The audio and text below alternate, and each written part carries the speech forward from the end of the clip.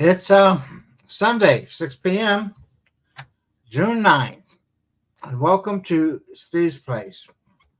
Anyway, tonight we got a pretty good lineup. We're going to be exploring the field of invisibility now, and with our guest Keith Carlock. But before we get to that, I'd like to remind everyone we do have a conference coming up, and if you click on the QR code, you'll be able to go right to our website and check it out. Um, and I also want to remind everyone who's on YouTube, go down there and you click on the thumbs up, and help let people know we do exist and you kind of like what we do.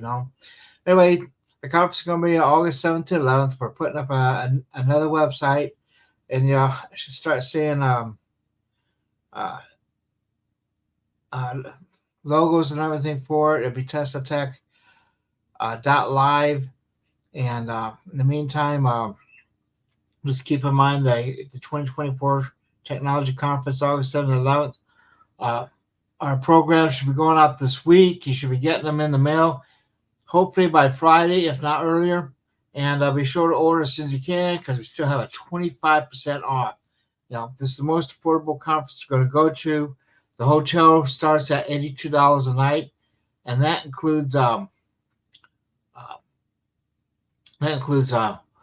breakfast, and every night we always have something to eat. So like I say, it's a pretty good price.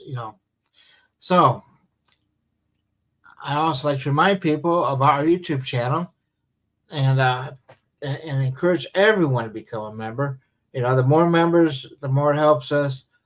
It's $9.99 a month to be a member. If you're a subscriber, subscriptions are free, but there's not limited videos available. And without further ado, I'm going to introduce Keith.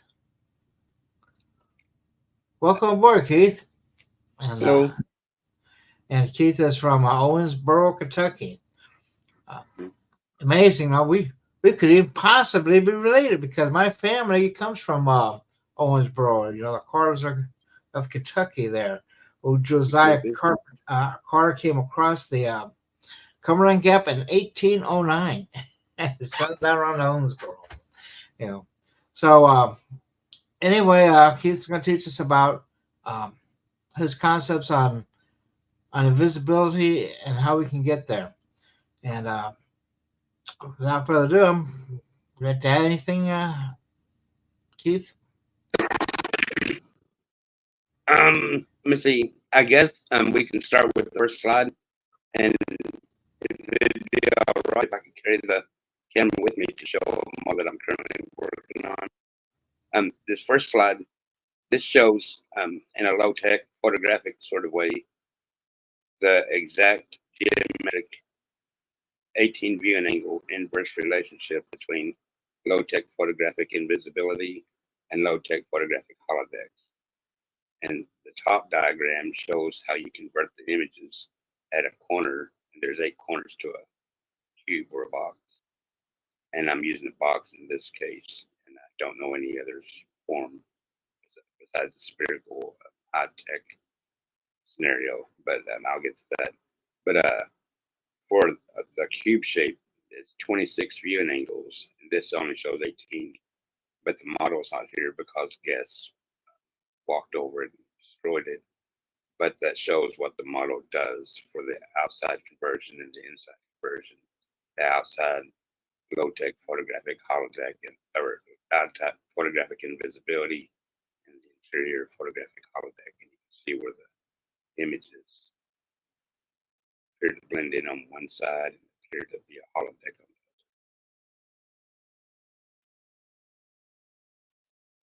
the other. And that's only 18 viewing angles. And I guess next. Oh yeah, stay there. That's on the left side where the ones above it. That's what you previously seen. That's an 18 viewing angle. You can call it a portal at this point because it has an outside exterior photographic cloak and an interior photographic holodeck. but to add on the corner angle views, that makes it a 26 view, complete maximum filled 26 view and angle portal with a holodeck exterior and its inverse, and an invisible cloaked exterior and an inverse holodeck interior. And that these all show the conversions. Shows how they're color coded to show the conversions of what would be the corner angle view. And then at the bottom right corner shows an illustration of what it could look like on one's riverfront, a photographic portal that appears to blend into the background environment. In this case, the batwing at the local riverfront that we have up. And inside would be a holodeck of another environment. It would use the cloaking of the other object, other portal's environment to be its own holodeck by the inverse and holodeck conversion that is displayed in this image right here. And I guess I'd like to take you into my other room to show what I'm currently working on. It's a scaled down, a very scaled down model of a photographic portal. Hey, Keith, could you speak up a little bit or get closer to the microphone because it's hard to Oh hear yeah. you. Okay, I'm sorry about that. Yeah. This is my photographic portal model that I'm currently working on, and it's it's not even close to being done, and it's the simplest that I can do in my situation because I don't get any sort of coverage for my work. So there's nobody in my hometown who would see any interest in funding a much better, more impressive model. But I'm doing this with my own funds, and that's the reason I have it drastically scaled down to afford the pictures. There's 108 pictures that go onto it altogether. Go onto the outside. There's 54 pictures, and on the interior holodeck, which is very, very crude, is the 54 pictures that make up to 26 viewing angles on the inside, and the 54 pictures that make up to 26 viewing angles on the exterior. That's the maximum viewing angles you can give a photographic portal in a cube form. And I don't know any other object besides the spherical high-tech counterpart. And I think this is the model that I was currently working on, but something that I can't afford. It's a much bigger, giant photographic portal with a holodeck interior. Would have had a holodeck interior, and I have lighting on here, but I left it all sort of in disarray to sort of concentrate on the smaller version, the one that I can readily complete, or it's doable, I guess. And this is the photo queue for this large model. And I had a photo queue in place for the other model. And what it does, it's color coded and it aids me in taking the correct pictures at the right angles to have morphed with my phone's capability to morph the images into take out the extraneous parts of the image outside the cube frame and morph the images to make it blend in perfectly with the background environment. And for this old model, I chose our riverfront. I bought a canvas of the riverfront, the old gazebo and everything that was down there before they did the reconstruction of it, the remodeling of the park. And so I hardly ever go in this room too much anymore. But this is where I've had my first photographic portal model before I decided that I could afford it better if I decreased the size. And I didn't really want to use outside exterior lighting because I thought that was somewhat artificial. But then again, the interior lighting is artificial too. So, but anything to get the images showing up and currently, right now, I'm at a corner angle view. Um, and there's 6 face views, um, 12 edge on views, and 8 corner angle views. There's 1 picture to each face, 2 pictures to each edge on view, and 3 pictures to each corner angle view. And the corner angle views are slanted compared to the straight on views and the faces, and they're a little bit more difficult to work with. But it's something I'm in the process of doing. Okay, I guess you can go on to the next image. Um, okay, this is shows a morphin that I was talking about that you take to the photo cube. And this is for the larger model that I was working on that shows the image of the background scenery inside that other room with it straight up and it looks warped. But when you slant it at a certain angle, then the images appear straight again and cut out the extraneous parts outside of the cube frame, the cube frame. And it would blend in a heck of a lot better than if you just took pictures and added to that angle. You got to account for the foreshortening of the perspective. So that requires anamorphin. The name for it, the artistic name, the artsy name for it, or whatever is anamorphic, but I just call it morphing, morphing the images to fit the background environment, to blend into the background environment. And it would look a heck of a lot better and it would be a lot more seamless if I had the capabilities and the funding besides my own to build a lot larger, impressive model than the one I'm stuck with. But hopefully this barely get by as a proof of concept. But three different three different qualities of any portal. And I'm starting with the photographic and I'm theorizing about the televisual. The televisual would be the high-tech counterpart to photographic. There's the outside cloak, the interior backdrop, holodeck scenery, photographic in this sense. And then there's the interior photographic hologram. And here's the other photo cue for the smaller model that I was working on. And it has a Christmas ornament inside the interior.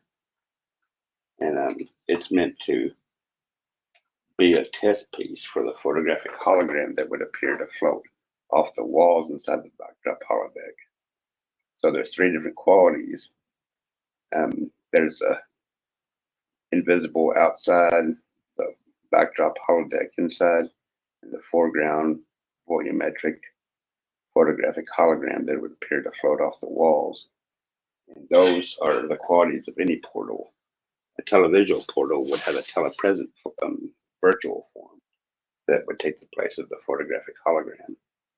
And that has its own geometry, its own topology that I call a topology, a mirror world topology. And I think you can go on to probably the next picture. Well, that's my invisible suit, my invisibility suit, and that works on the same concept as the exterior and the exterior invisibility and the interior holodeck. Actually, the holodeck would appear in the puppet interface. This is dual adaptive camouflage, not just adaptive camouflage, because it's adaptable to the interior puppet interface that lets light go through in motion, real-time motion, and it's also adaptable to the changing background environment outside the suit. So it gives a mobile object, in this case, an invisible suit with appendages, the ability to blend in while having different parts of it in motion relative to each other. The appendages relative to the torso and the head, which is one form. And that's sort of a schematic for a dual adaptive camouflage invisibility suit. And it shows how the puppet interface works. It moves in real time with the suit itself, probably with pulleys, but probably more likely these days with electronics or something, motors, servo motors or something. But pulleys could do just as good, I guess. But regardless, it's a puppet interface, and that's the solution I have to an invisibility suit. Hollywood depicts invisibility suits more like sleek and sexy, like the recent Invisible Man movie that had the eyes all over it, and it's looked like a Spider-Man outfit, I guess. But mine would have a hump on its back to house the puppet interface, and this works on the same principles as this low-tech model does. It has a holodeck interior, but that's inside the puppet interface, so it's not a usable holodeck. But it does send light through the same as a holodeck would if nothing was inside, and it sends it back out the other side at all different angles around the suit. If there were tiny pixels, tiny three-dimensional pixels that could be routed optical electronically, which is beyond my skill set. But the plans are there, the geometry's there, the proof of the photographic portal model is a proof of what could be applied to a high-tech scenario with optical electronics. The geometry is the same. It's just more angles of view and televisual instead of photographic, real-time images instead of images illuminated from the inside or the outside. It's signals being sent through there, I guess. And but in this case, it's signals being sent through the optical electronic harness of the suit. But I believe in this dual adaptive camouflage as a solution to real practical invisibility suits, not materials that you'll have to wait 30 or 40 years for. I guess I don't know. But okay. So the next image. Now this is back to the photographic portal again. This shows all the different instances you can apply a photographic portal to represent the past. If you look, for anybody familiar with Owensboro, that's the image of the gazebo of the old park in the past. In the future or in the present, you'd have a present view of the park, which would make it appear invisible, blend into the background environment, same thing. And for the future, you can't take a picture of the future yet, but you can illustrate the future, put computer graphics onto the photographs. It wouldn't be photographs; it'd be more like large canvases to have a portal that big, photographic portal that big, for people to fit inside. It would be more like a canvas, but I still stick with the name photographic portal. And then the bottom picture shows how it can be used to its full capacity. A present dual corresponding photographic portals. It should be pseudo corresponding because not like televisual portals. They're not real time images being sent to the air. They're just representations of each other's background environment. Their cloak becomes your holodeck, and your cloak becomes their holodeck. It's the inverse relationship between invisibility and holodecks using an interface or the inversion of a photographic box with a 26 viewing angles, maximally filled 26 viewing angles. And this shows what I'm sorry, I'm pointing my finger.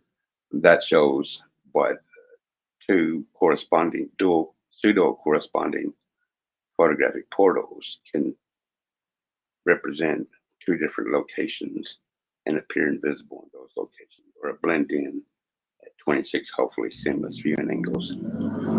And sorry about the noise. Okay, you can go on to the next image. That's an image that I had a long time ago, back in 1995.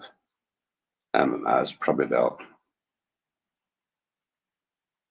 20, 19, 20, 21, 22, something like that. 21 probably. Now I'm 50 years old today. But I used to call it an invisible cell, and that shows the exterior invisible body cloaking 3D picture elements, and it doesn't show the optical wiring that connects to the inside interior. But if you could look through the breakaway view, that's the photograph. That's the interface, the light interface, and I call it general invisible object a light interface system. and it only has one interface. For a televisual portal, you have three interfaces. And I'll explain that in a second with the mirror world topology, what I call it. But that's dated 1995. And it resembles a lot like what the Las Vegas Sphere is now, except they're not using their sphere to the full capacity that I can see it as a portal. Instead of having real bands on stage, you can cast, and I'll get to that in a second, telepresent bands, and you can have the whole auditorium be a holodeck chamber. And but you need three different auditoriums or three different interfaces. I'm not sure how to explain that too well. But when people alerted me to the Las Vegas Sphere, I said, "Wow, that's my ideal from 1995 or 1992, really." But okay, you can go on to the next image. That's a cross section of the image I just showed you, and I did that in Paint Shop, and that shows, and that's exaggerated 3D picture elements, and that shows an outer shell and an inner shell, and the wiring that connects the outer to the inner, the exterior to the interior. And you can see the lines of light going through, actually geometric rays. It wouldn't be to the level of wavelength physics like nanomaterials. It would be more like geometric rays, which would it would be cut off at a certain wavelength, the aperture of these 3D picture elements. And they would take light from one side, bring it through the interface, the yellow lit part, and send it out to the other side at all these different angles. And you can see logically for yourself, light going through at every single angle is going to cast light inside at every single angle. So the outside invisibility, same as this photographic portal model, produces an inside holodeck by its inverse relationship to it. The outside exterior is invisible, and the interior is the holodeck of the outside environment. But you can splice the images from the outside environment to be sent through to make it appear invisible while not having a person or other object inside that particular interface to interfere with the light going through. So that requires another interface. And actually, if you want to produce telepresence in another portal, it requires two more interfaces. So altogether, that's three. I guess you can move on to the other picture. That's an image. That's an illustration of my idea of a televisual portal. It would have an invisible outside with the geometry that I just explained and everything. And it would have three interfaces. Those the spherical one you see, the light gray is a holodeck chamber itself, the real holodeck, where people and visual information mix, or objects, mass and light mix. And then beside that, behind it, is the cloaking interface, and that's represented by the wires going to the body of the interior of the portal when the doors are open to send light through. And it would have millions and millions more strands than what I depict there, but for simplicity, I have strands to represent the light going through the cloaking interface. Then there would be another interface behind those two, and that would be the negative holodeck interface. That would be to convert your body into a virtual form to be transmitted over to the other person's real holodeck, which would put yourself in virtual form in their real holodeck with them. And okay, I guess you can go on to the next image. That's another depiction of a televisual portal. It's invisible on the outside. There's a holodeck scenery on the inside. And then there's a holodeck telepresence on the inside of people or objects. And that shows the three interfaces inside that specific televisual portal illustration. And next image, I guess. Okay, this is back to the photographic dual pair of pseudo corresponding photographic portals. And this shows what two portals would do. You can easily apply that to the ideal of two televisual portals. the images, the holodeck images, would be from each other's cloaked environment. The cloaked environment of the other televisual portal would be the other person's holodeck, and their invisible environment, exterior environment, would be the other person's holodeck. And that's all due to that simple inverse relationship between invisibility and holodecks. Okay, next image, I guess. Okay, this is the dual televisual telepresence. And this is what I've been talking about, the virtual material overlap in televisual mirror world topology. I call it a topology because I think it has some of the qualities of topology instead of versus a geometry. Well, the images you see, the yellow cross sections, those are the visual interfaces. The one that has C on it is a cloaking interface. The one that has, see that better. I can see that good. Holodeck, negative holodeck, or and then the blue one is the real holodeck, the blue interface, and the outside environment's blue because it's real.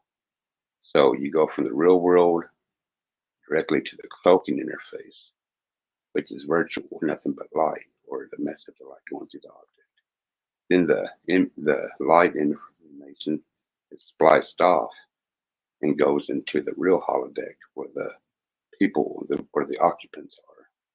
Or it could just be inanimate objects, but I don't see why. And then that real world holodeck would be transferred, the person or objects, into a virtual form in a negative holodeck, which is virtual again. Then at the very bottom, you see where it's transmitting to each other. They're virtual forms that overlaps their real forms. And the orange images, I think that says Bob and Virtual Alice and Virtual Bob and Alice. People don't like that anymore, so I call them John and Jane.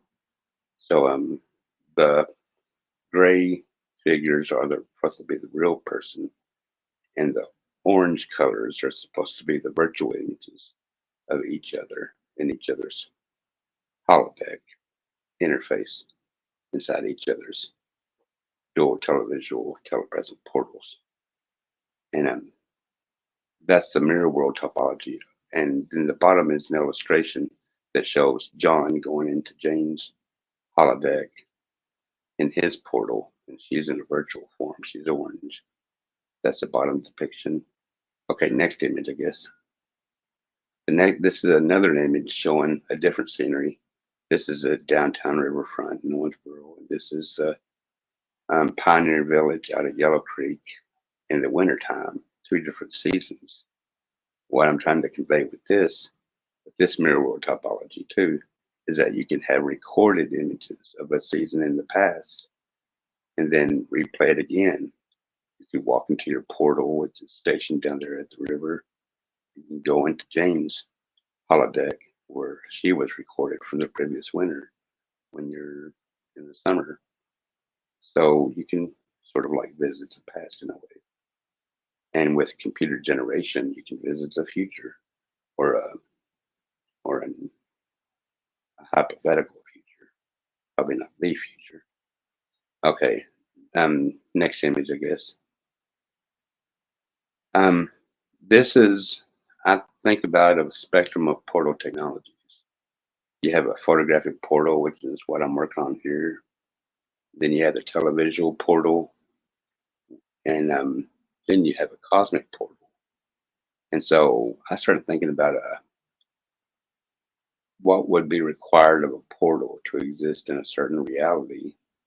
It can't be seen by anything, it can't be experienced by anything in that reality to truly exist outside of that reality. And so I came up with this ghost interfacing paradox.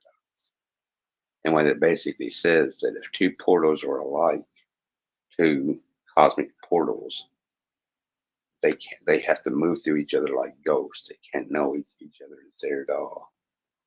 Not just the environment, the outside environment of that particular reality, but the portals themselves have to not know of each other's existence to truly be outside of that reality. And that's the first step for a portal to travel to another reality, is to totally exist outside of our reality.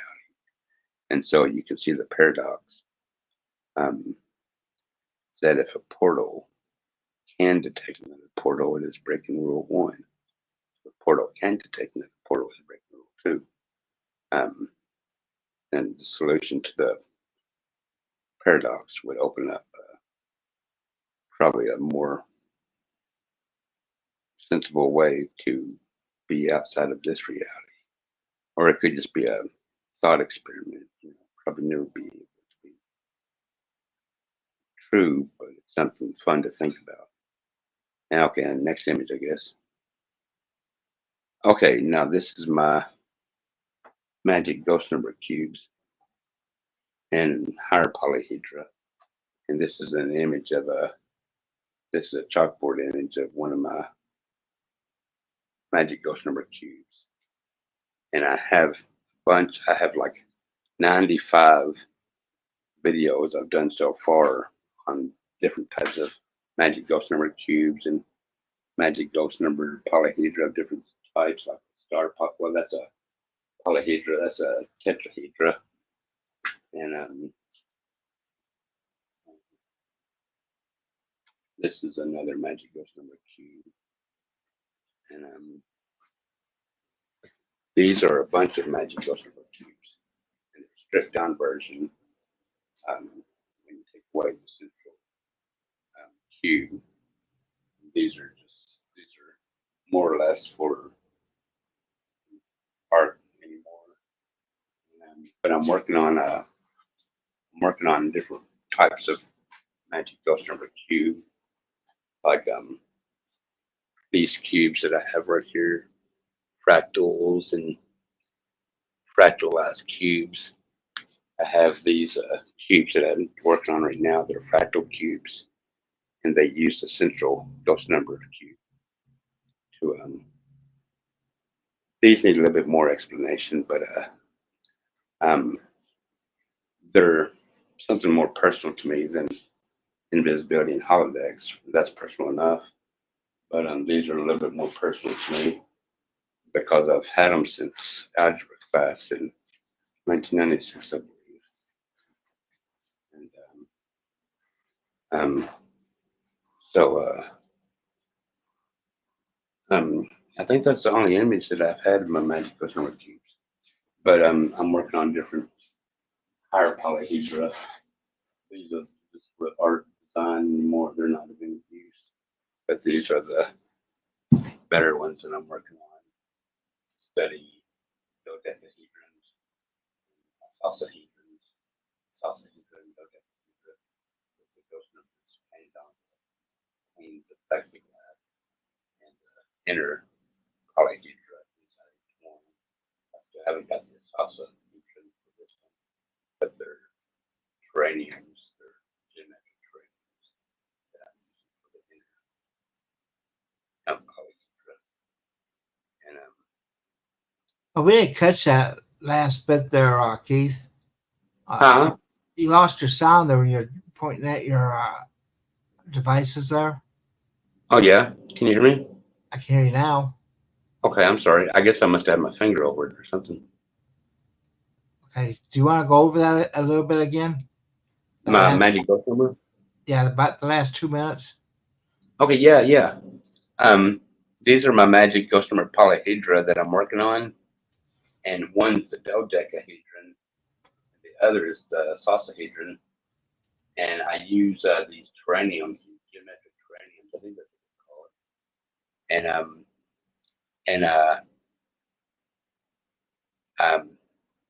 you work with them with numbers. They have a central ghost number, and they're supposed to have outer ghost numbers, and they're for that. And in between, they're supposed to have inner ghost numbers.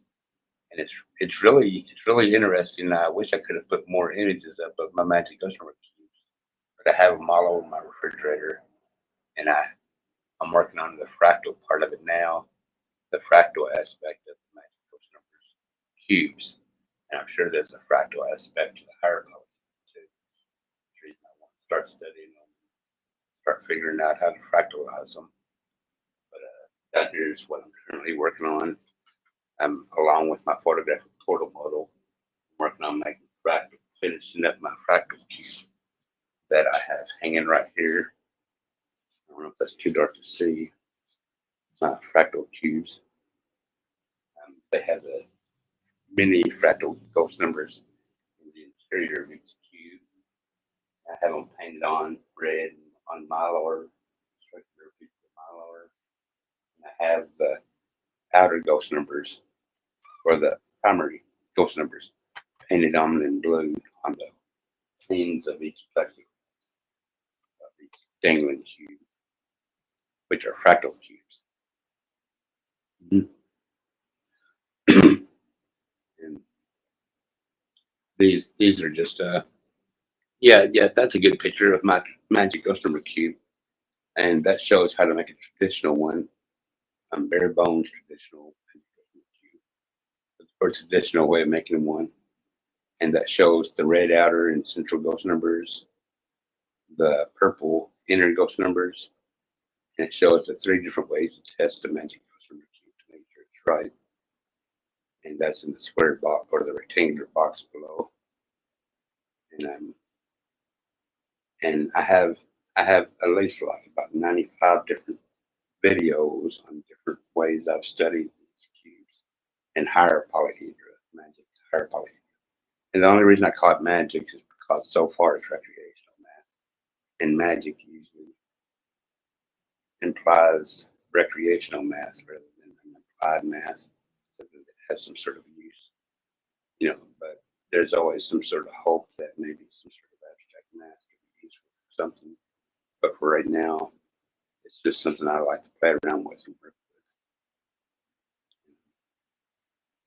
Okay.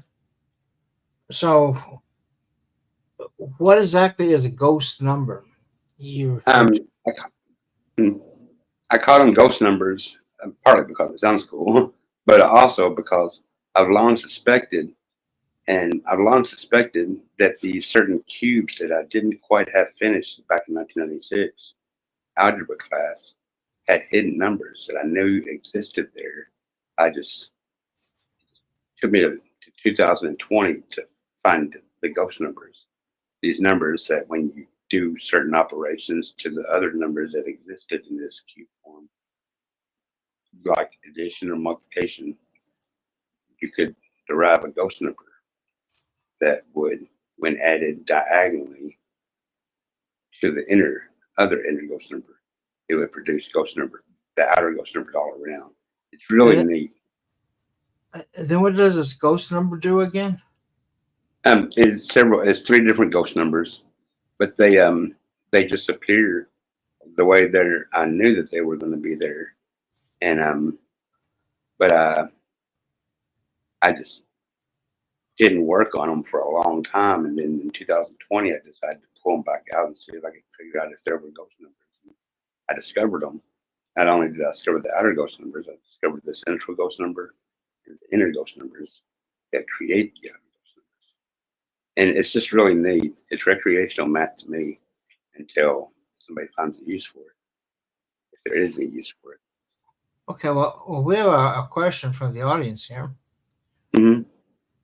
What do you make of that man who used a certain audio tone out of two speakers and opened up a portal right in his bedroom years ago? Or I didn't know that could be done, but what do you think of the man who used a certain? I didn't know that could be done. That's not what I'm working on, but I think if you can do that, two speakers, that's cool. But I can't do that with my speakers. well, I know on our website, um, Two there's audio speakers. there's an article on scalar technology that was written by Mm-hmm. Warren York, 30, 40 years ago. And part of the methods of creating a scalar wave would be to have an interference package from multiple speakers, you know. And maybe what we're getting to is getting more and more into 0 point technology here when we do a lot of this stuff. Um, You mean 0 point energy field? Yeah, using speakers. But there's an article on that on my website, testatech.info. Oh, I'll check that out. And you just have to search on the site. Oh, That she is, also says there should be a video. A video. I'll check that out. So What's it called? Is it called? I'm sorry. the video is still somewhere here on YouTube. So I don't know what that would be. Um,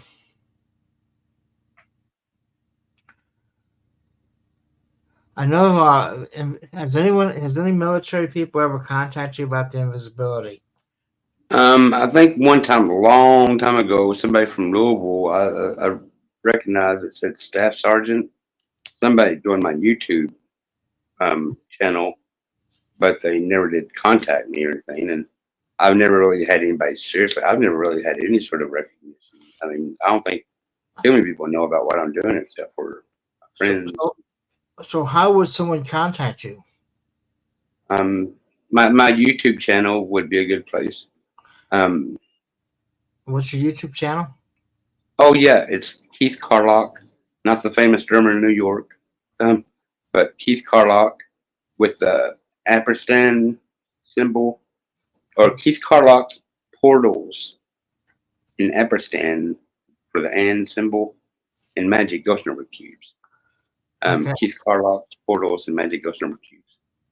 I think I put that in the description of your video tonight. So if anyone's up on the online there and they go into the uh, description part of the video, it should be in there. Yeah, Keith Carlock's Portals of Magic Ghost Number Cubes, and it has the link for it.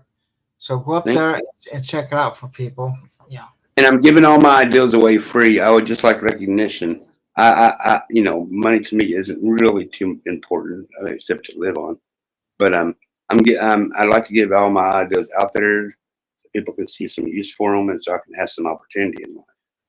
Because there's nothing I like to do more than either work on researching my math ideas or work on building these photographic or televisual portals and/or television. And so if anybody and invisibility suits, so if anybody would like to collaborate with me who has a skill set that I don't, I'd kind of like to then see your little portals work. I think that might be kind of interesting. I do know that invisibility is becoming more and more advanced. In the 1940s, okay, we had like the Philadelphia experiment, and there they opened up portals using the Eldridge and Montauk. That was the way the story went, and then they were able to move the destroyer through a portal to a Montauk. And that was the whole basis of the Philadelphia experiment. yeah, And if that's even close to being true, and I believe it is because some scientists I know that I really respect did a lot of math proofs on it. But he they believe that could have possibly happened, yeah, and even to this day, you see where people had actually come back, but they didn't come back completely. They flicker in and out of existence and that.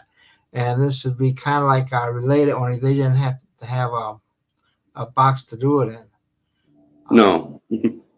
So, and then here's another comment. Have you looked into what Terrence Howard is talking about, where he says that there are no straight lines? Oh, I haven't heard that claim yet. Well, that could be true. Well, there are no straight lines.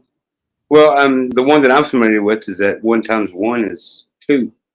And I recently made a magic ghost number cube, my own take on the Terrence Howard stuff, to show the identity for my own magic ghost number cubes. For like instance, the primary numbers, the things that make up a magic ghost number cube, 6 of them that goes around the 6 faces. If they were all zeros, would be the identity for the addition cube. Magic goes over cube in addition form. And all ones would be the identity for the multiplication form of the magic goes over cube. But yeah, I've been aware of. I didn't know about him saying that straight lines. There was no such thing as straight lines. But I think that's sort of true in different contexts. I think. Yeah, and Nature Boy, Raymond geometry. Huh? Nature Boy, they're nature says yes to 1 by 1 2 thing. Yeah, So, 1 by 1 2 thing. yeah. I mean, I'm not going to say that he's not right in his own way of thinking, because a lot of people call me delusional, and I know that I I have a pretty good idea that I'm not, so I don't think that anything's impossible, but it's a little bit hard to believe that 1 times 1 is 2, but it could be somehow. Well, invisibility is a goal to really try to achieve. I mean, right now I know in the Ukraine, uh, the infantry guys, there's some experimental suits out there, and I think it was on the Russian side they were first deployed, and I think they're also being deployed on the Ukrainian by now. But they're like uh, cloaks, first of all for the to keep the heat on, but also they're looking at the visual invisibility as well now. Yeah, visual invisibility. That's what I'm doing. That's what I'm. I think that it's called a 5 point observables, and that's like heat, that's sound, Mhm. that's vision, that's Heat, sound, vision, probably hearing too, audio. yeah, I'm sonar, whatever, sonar invisibility, radio invisibility, radar invisibility. So there's like a 5 point observables that everybody's trying to tackle, and I'm But only interested in the visual observables. You know. or the Philadelphia project, that was kind of ambitious in that they're trying to make a destroyer become visibly invisible, Yeah, yeah. by inducing tremendous electromagnetic fields, which we now know is not really helpful for the human body to try to endure. So, Mm, causes cancer. so what are your plans for the future? I'd like to finish this model, finish my photographic portal model, and it's going to be a bare minimum proof of concept of anything. But it's. I wish I had I wish I had the collaboration with others who had the techniques and the expertise to make a far better one than what I'm doing now. But Well, for what I'm doing you're working on some very complex ideas. Uh, now, I have a hard time following a lot of it, um, but I think that the ghost numbers you need to work more on and develop a yeah, more uh, plain English type of explanation for what a ghost number is and how it is used and what the end result should be. Um, and it just takes a lot of it takes practice and just thinking a lot. It's not an easy thing to do, and you have a yeah. very complex idea, you know. Thank And I you. hope that there's listeners out there who are capable of getting hold of you. Like I say, I have the contact information on content there for YouTube thing. Um, is it okay if anyone contacts me, Keith, if I can pass your phone number on to them, or maybe even post it? Would that be okay? If I did I'm not that, sure about phone number or not, but an email address. I Okay, can be contacted through my YouTube or whatever or something. okay. How about if I post your email address later on, and that way people can get hold of you? Oh, Would that's you? cool. Okay. So yeah, here's Nature Boy. He says very cool stuff. Thank you. Tell him I said thank you, Nature Boy. Nature Boy, Nature Boy. Thank you. Thanks. So yeah, and who knows? Maybe you might end up at our conference or something one of these days. And I'd like to remind everyone, we do have a conference coming up, and I hope you all come to it. Um, and I know in the future sometime we'll get back with Keith here and see where he's sitting here. If he's, I'm sure he'll let me know as soon as he gets his box finished, the portal finished, right? Yeah, I'd like to show it again when it's done and when it looks a lot better. Yeah. And it looks like Amilcar is going to check on that video, and she's going to send it to me, and I'll pass that on to you. Oh, that sounds great. That sounds great. And once again, remind everyone about the YouTube channel. Very important. It's how we stay alive is YouTube channel, basically. Everything we get goes back into the producing stuff. Like the YouTube helps supports our conferences, and that's important because that's where we get to meet people like you. And with that, I'm going to go ahead and call it a night. Unless anyone else has any more questions, and here you go. I'm going to say thank you for a wonderful show. So, thank you. Thank you. Okay, and I'll see y'all hopefully next week. I am going to Albuquerque this week and setting up the final stuff there. Take care of odds and ends. So, with that, I'll see y'all next week, and come to the conference. Thank you. Thanks a lot, Keith.